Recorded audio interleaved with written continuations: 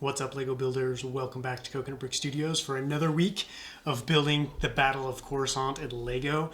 Boy, do I have some good things in store for you this week. So I left that large skyscraper on kind of a fragile note last week with that round structure not being completed, so a lot of it can be tipped over and knocked down. So I really want to strengthen that base and build it up to a good height. I'm also going to be revisiting the base, finishing up the outside of the armory, and putting some lights into the apartments. If you're excited to see this mock get lit, don't forget to execute Order 66 on that like button. And while you're down there, consider subscribing or even dropping a super thanks if that's your thing. And let's get started. To start this week, I want to get some serious work done on that large skyscraper and really solidify its shape and design. Because what I've shown you so far has been mostly prototype stuff, so it's time to see if this design can stand this test of time and hold itself together. I need to put a base of tile down first so the panels can sit on them, and then I'm going to add in some headlight bricks and ball joints on the inside of the pillars to hold the panels to the building. The panels themselves will be assembled separately and then connected to the building.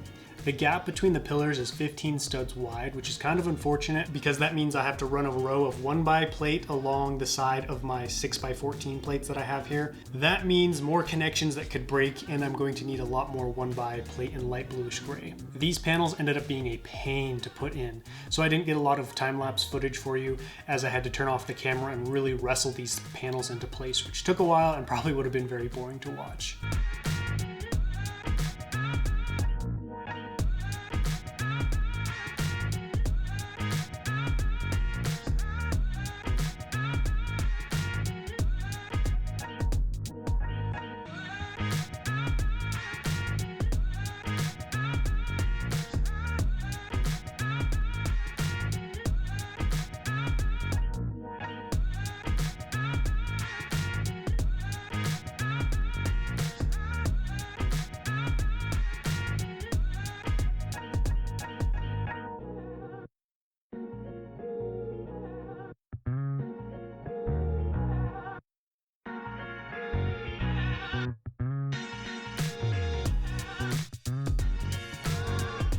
So I finally got the foundation of this skyscraper in, which is good because it kept getting broken and knocked over because there's just these flimsy little pillars standing here. I think this is going to be the perfect building to make super tall because once these panels were finally connected properly, it actually goes together pretty smoothly, and I can just keep going and going with these pillars and panels. However, now that I'm thinking about it, it is going to be very expensive to tile and plate off these sides, so that might factor into the overall height. You can see I left this side right here shorter than the rest, and that's so I can get my hand in here easier and do any maintenance if anything breaks. And when I start to tile this off, I'll want an easy way to get in here and put the plates and tiles on. What I think I'm going to do moving forward is maybe plate and tile these sections before I stick them onto the skyscraper, because once this thing gets to about this level, it's going to be really hard for me to get my hand down in there to be able to support the back of this panel while I'm pushing on it. One thing I'm going to need to figure out now is what I'm going to do with the pop outs that are going to go on the side. I was originally thinking about having this long kind of rectangle that jutted out like that,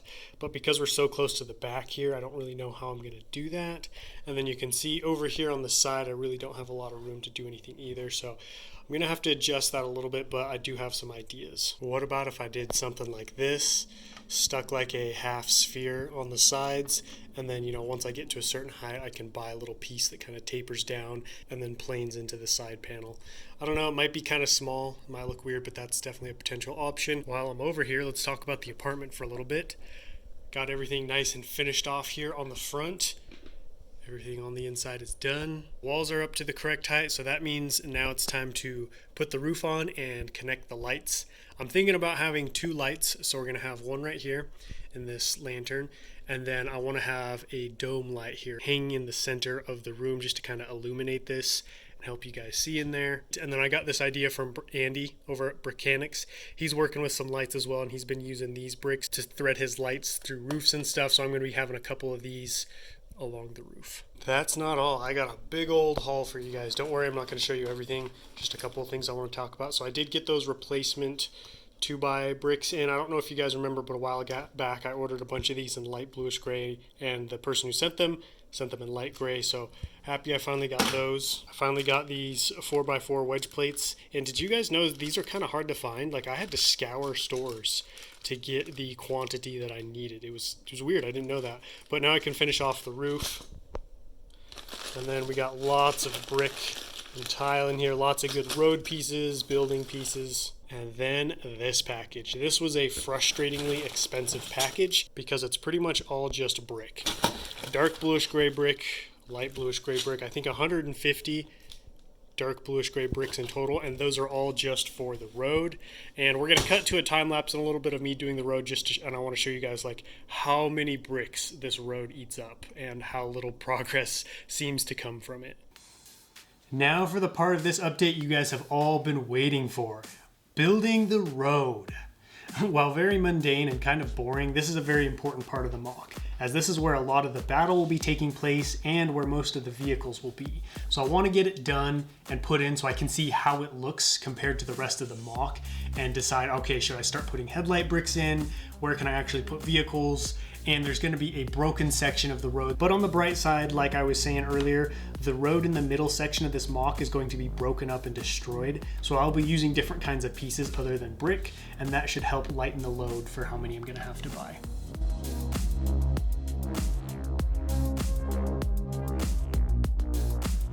Next is the barracks roof. This time around, the roof should go a lot smoother because I don't have to design and build it at the same time. I can just replicate what I already have.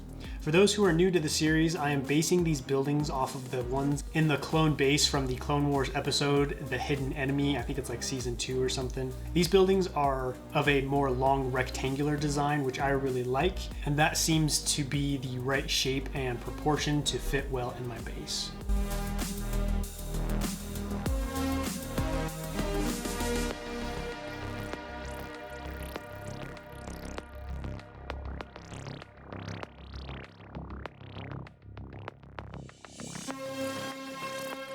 I did also use the BrickWiz's Anaxis Moc for some inspiration. This was my first time building a sizable clone base, and I definitely want to revisit this in the future and do a full-size one, maybe even one from that same episode I was just talking about.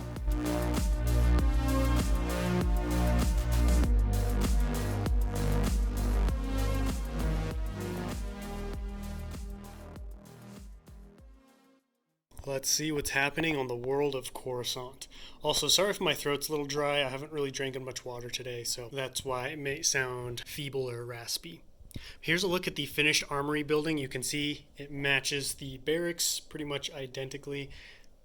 The only real difference is the vent. I changed up the design of these two vents just because I wanted to, no particular reason, but you know, they still achieve the same purpose. I must say I really like having these two buildings right next to each other. It really completes this section of the base and help fills it out a lot more. Unfortunately, the interior is still pretty naked. There really isn't anything in there. I did get this rifle rack filled out with some DC-15 blasters. You can see that looks pretty sweet. So I want to do something similar, maybe with like some rocket launchers or different kinds of weaponry on the other side. Last week, you guys gave me some great suggestions for what's going on in here. Weapon racks, grenades, thermal detonators, all kinds of good stuff. So once I get some more dark bluish gray tiles and I can tile and plate this off, I can start working more in here and put in some of your guys' ideas with mine. I'll show you the little progress on the road I made. I think I was like right around here when I started, so a decent chunk, but man, like I was saying, this just eats up so many parts, and I wish dark bluish gray bricks were cheaper and easier to come by because I gotta run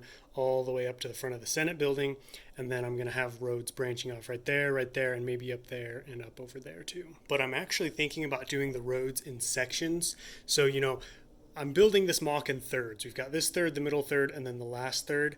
And so I'm thinking about stopping the road right here when I finish this area, and then not really worrying about it until, you know, I get on with the middle section and then doing some more over there, and then repeating that with the third section. But enough about roads. This isn't a city council meeting. Let's show you guys the lights. So I got this thing roofed off. I've got some nice little lights on the inside there, but first I'm gonna show you the little porch light on the front. You can see it's got some nice light there, add some nice color and brightness to this section. But I know what you guys really wanna see is in here and how these two lights light up this apartment. You can see these lights do produce some light, but they don't do an amazing job of lighting up the apartment. It's still kind of hard to see.